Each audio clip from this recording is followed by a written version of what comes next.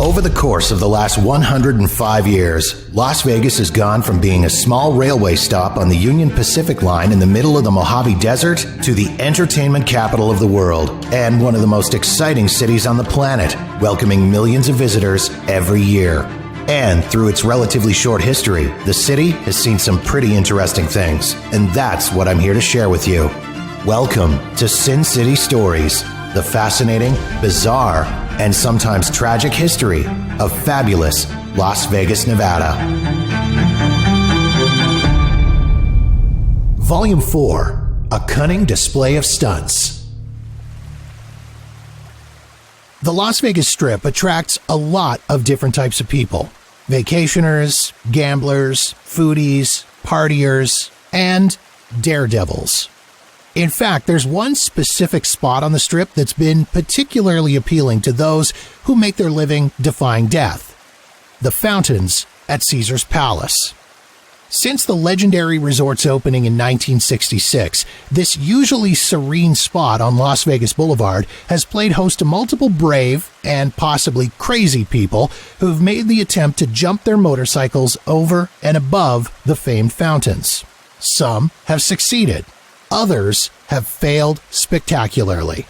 And that's what this episode of Sin City Stories is all about, as we take a deep dive into Las Vegas history with a cunning display of stunts. Chapter 1, The Last Gladiator.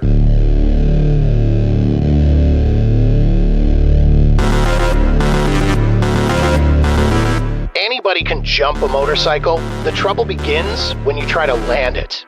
These are the wise words of the legendary Evel Knievel. Born Robert Craig Knievel on October 17, 1938 in Butte, Montana. Knievel's foray into the world of stunt riding came well after stints in the U.S. Army as a paratrooper, working in a mine, playing semi-pro hockey, running a hunting and wilderness guide company, selling insurance, running a motorcycle dealership, and racing motocross. In the mid-1960s, Knievel formed the troupe Evel Knievel and his motorcycle daredevils.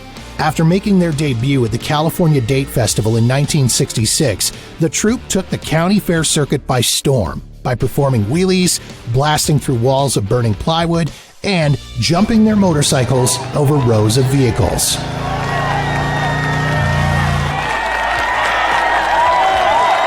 However, the Daredevil team broke up after an incident in Barstow, California, where injuries prevented Knievel from performing for several months. After his recovery, Knievel started traveling from town to town, performing as a solo act. There were more jumps, more crashes, and more injuries. Then came Vegas.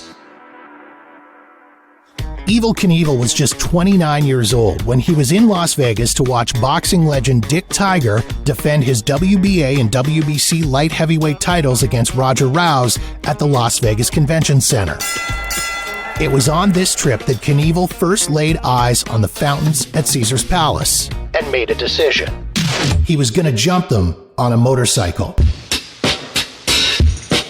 But to make that happen, he needed to talk to the man in charge of Caesar's Palace, CEO Jay Sarno, a Vegas legend in his own right. In order to get that audience with Sarno, Knievel knew he'd have to get creative. He formed the fictitious corporation Evel Knievel Enterprises, even going as far as having his friends phone Sarno claiming to be his lawyers, and calling Sarno himself, saying he was a reporter from ABC TV and Sports Illustrated, asking about covering the upcoming jump. Sarno finally agreed to meet with Knievel, and the date was set. December 31st, 1967, New Year's Eve. After the deal was done, Knievel tried to convince ABC TV to air the event on their Wide World of Sports program. ABC declined to carry the event live, but told Knievel that if he filmed the jump, and it was as spectacular as he was claiming it would be, they'd consider using the film later. Knievel used his own money to have actor-director John Derek produce a film of the jump. To keep the costs low, Derek used his then-wife, actress Linda Evans, who'd later go on to star in TV shows like Dynasty, The Love Boat, and The Rockford Files, as a camera operator. In fact, it was Evans who filmed Knievel's famous landing in the Caesar's Palace jump. Legend has it that on the morning of the planned epic jump, Knievel headed into the casino at Caesar's Palace, lost his last $100 at the blackjack table, had a shot of wild turkey at the bar, and then headed outside to the jump site where he was joined by 2 Las Vegas showgirls. Wearing the patriotic red, white, and blue jumpsuit he'd become famous for, he climbed onto his Triumph Bonneville 650 motorcycle, emblazoned with the motto, "Color Me Lucky," and rode into position. He went through all the pre-jump motions and took a few warm-up runs to ensure everything was set and in place. Knievel revved up the engine and accelerated along the lengthy takeoff ramp, gaining the speed he'd need to clear the 141-foot horizontal distance.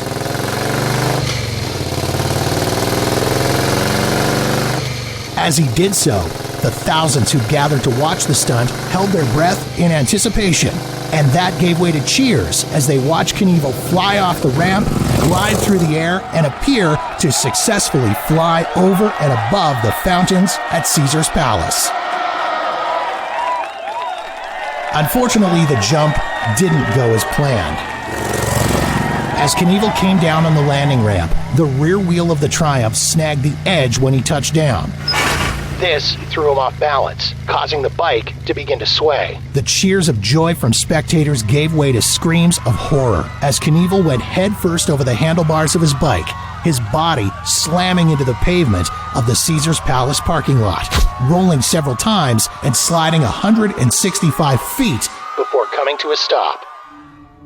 Medical personnel swung into action almost immediately, and an ambulance arrived to take Knievel to hospital, where his injuries were diagnosed. He'd suffered a concussion, a crushed pelvis, shattered femur, and fractures to his hip, wrist, and both ankles. Doctors flat out told Knievel that he may never walk on his own again. So, what happened to cause the crash? According to Knievel, the Triumph motorcycle unexpectedly lost power and decelerated as he hit the end of the takeoff ramp.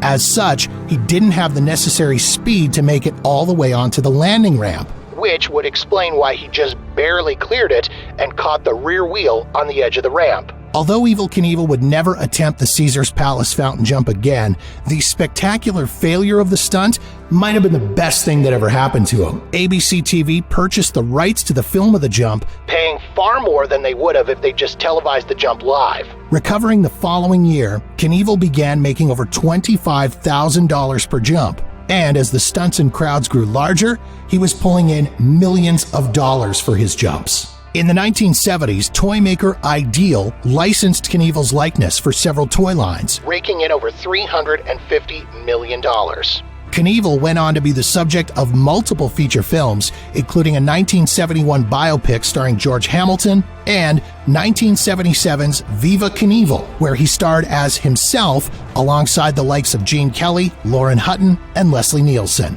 Even though he stopped performing in the 1980s, the allure of Evel Knievel has never faded. In 2003, Los Angeles composer Jeff Beck wrote a rock opera based on Knievel's life. In 2008, the Six Flags St. Louis amusement park opened the Evel Knievel roller coaster.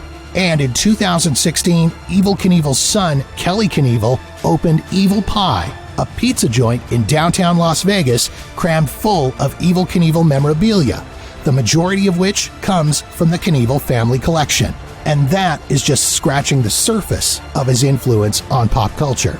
Sadly, after suffering from diabetes and pulmonary fibrosis for many years, Knievel passed away in Clearwater, Florida on November 30th, 2007, at the age of 69.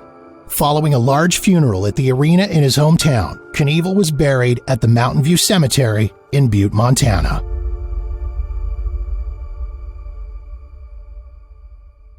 Chapter 2. El Gringo Loco.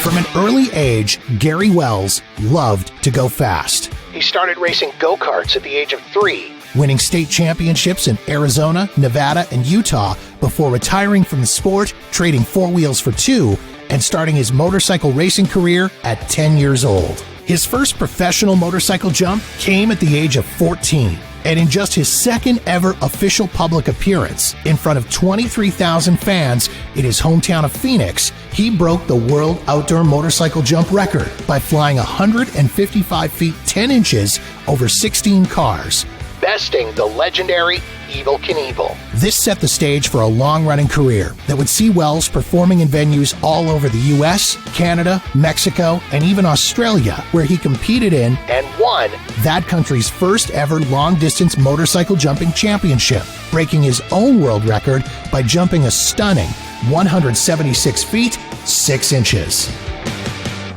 Flash forward to September 15th, 1980.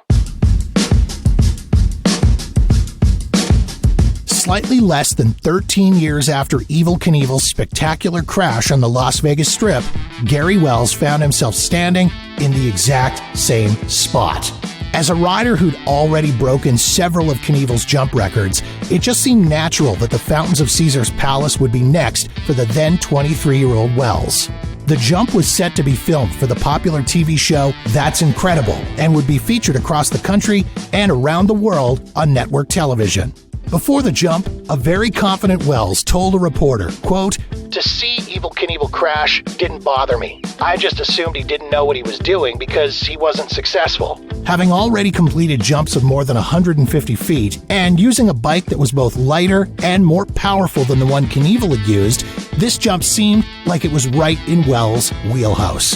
The morning of jump day, Wells was up at 6 a.m. and out front of Caesar's Palace working with his crew to ensure that his ramps were properly in place and things looked good for the stunt.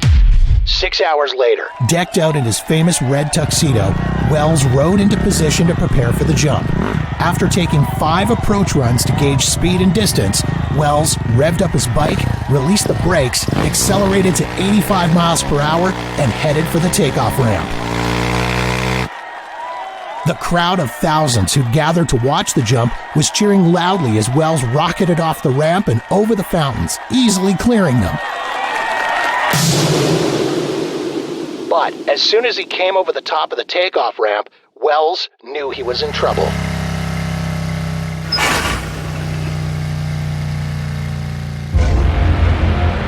Instead of coming down in the middle of the landing ramp, Wells came down to the right-hand side of it, the front wheel of his bike barely making contact, the rear wheel missing it entirely. As soon as Wells hit the pavement, he was knocked off balance and attempted to jump off the bike to escape serious injury. That didn't exactly work. Much to the horror of the spectators on site, both rider and bike slammed into a brick wall at over 80 miles per hour, with Wells going head over feet, rolling and sliding on the pavement like a rag doll. Gary suffered extensive injuries in the crash. Broken vertebrae, a cracked pelvis, fractured hip, 2 broken legs, and collapsed lungs, as well as a ruptured aorta in his heart. Doctors performed emergency open heart surgery the day of the crash to repair the cardiac damage. Weeks later, there was more surgery as doctors put steel pins in his hips, legs, and pelvis. So the big question, what went wrong? During interviews and press conferences in the weeks immediately following the crash, Wells couldn't or wouldn't say. But as the years went on, Wells publicly made the accusation that in the time between him inspecting his ramps that morning and making his jump attempt, someone moved his takeoff ramp. According to Wells, it was a mere 2 degrees off center, which was enough to cause him to miss the landing ramp. In spite of the near-fatal accident at Caesar's Palace, and doctors saying it could be upwards of a year before he could return to riding, Gary Wells was back on his bike again within 5 months of the fountain jump failure, with a nationwide tour followed by a performance in Rio de Janeiro during the Formula One Brazilian Grand Prix. Gary went on to have a lengthy career jumping motorcycles, touring extensively through Latin America. He was performing jumps as recently as 2014, with his last big jump happening on September 12th of that year when he jumped over 12 semi-trucks at the Colorado National Speedway. Gary spent his later years living in Sonora, Mexico, where he was affectionately known as El Gringo Loco, or the Crazy White Man. During his time in Sonora, he guided off-road motorcycle tours and opened his own RV park. Sadly, just a little over a month before the 40th anniversary of his famed Caesar's Palace jump, Gary Wells passed away on August 6, 2020, in Glendale, Arizona, He was just 63 years old.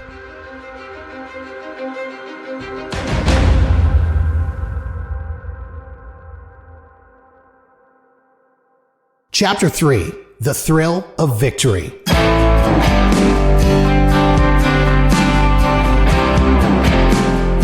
Amazingly, not every attempt to jump at Caesar's Palace has ended in disaster. April 14th, 1989. 22 years after his father was nearly killed trying to make the jump, Robbie Knievel was prepared to take his own run at the famed fountains. Bankrolled by Showtime, a US-based cable TV network best known at the time for broadcasting live boxing matches, Robbie was set to earn a cool $250,000 for doing the stunt. Plus, he was in for a percentage of the pay-per-view buys. Showtime was hoping that the possibility of seeing Robbie suffer the same fate as his famous father would compel people to shell out $14.95 to watch from the comfort of their living rooms. Robbie's jump was going to be somewhat less risky than his dad's. Motorcycle technology had come a long way in 22 years, and Robbie would be making the jump using a customized Honda CR500 motocross bike, which was more powerful, agile, and about 200 pounds lighter than the Harley-Davidson XR750 that Evel Knievel had used for his jump. That being said, it was still dangerous as hell. 50,000 people packed the Las Vegas Strip to see the spectacle, with millions more watching at home. Medical crews were on standby, ready to roll into action in case things went bad. Robbie, adorned in the same style red, white, and blue jumpsuit as the one his dad wore, got himself and his bike into position to make the jump. After taking 4 practice runs to gauge his speed and acceleration, Robbie gunned the engine and sped toward the takeoff ramp.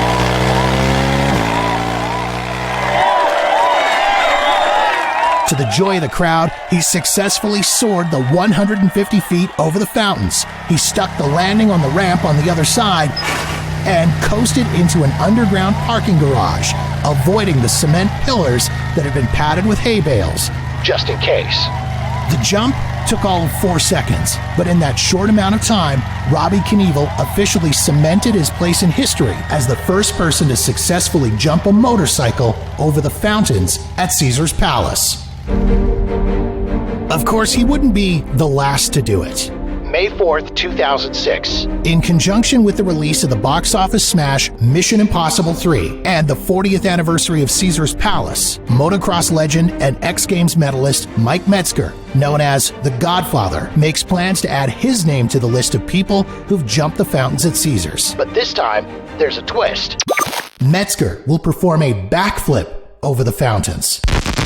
And he'll do it on live television. In front of a crowd of about 15,000 spectators, Metzger made his run at the takeoff ramp, launched himself into the air, and, as planned, executed a perfect backflip, flying 125 feet, nearly overshooting his landing ramp, and setting a new Guinness World Record for the longest motorcycle backflip. July 8th, 2018. Next to take a crack at the jump was motocross rider, X Games medalist, NASCAR driver, and Nitro Circus founder Travis Pastrana. But Pastrana had more on his mind than just the fountains. He planned to perform not 1, not 2, but 3 successive jumps along the Las Vegas Strip as part of a tribute to Evel Knievel called Evel Live.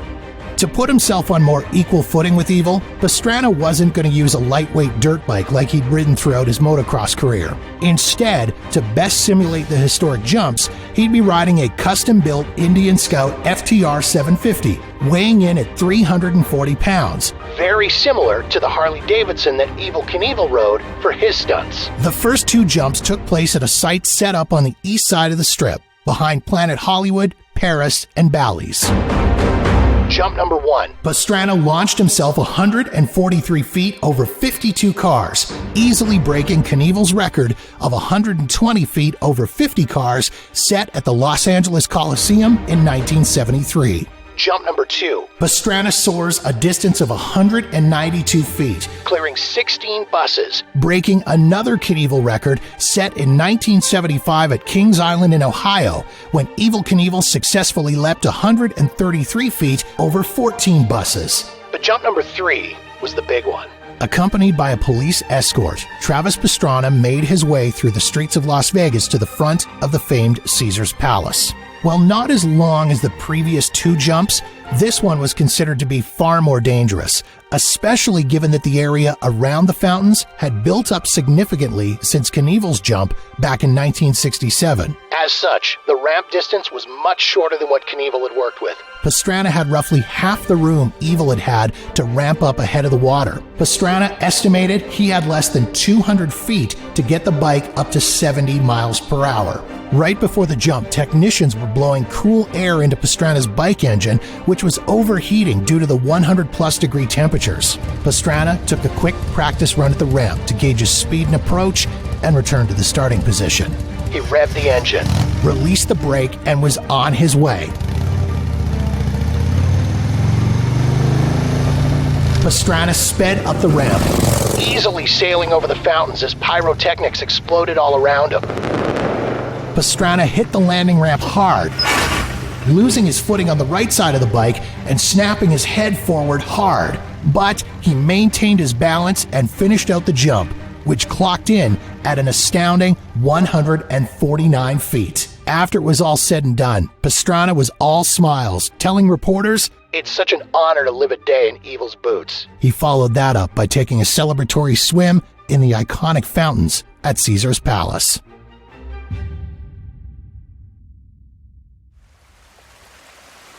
I hope you've enjoyed this deep dive into the stories of the stunt riders who took their run at the famed fountains at Caesar's Palace. If you want to learn more about these daredevils, check out the show notes for articles, photos, and videos at sincitystoriespod.com.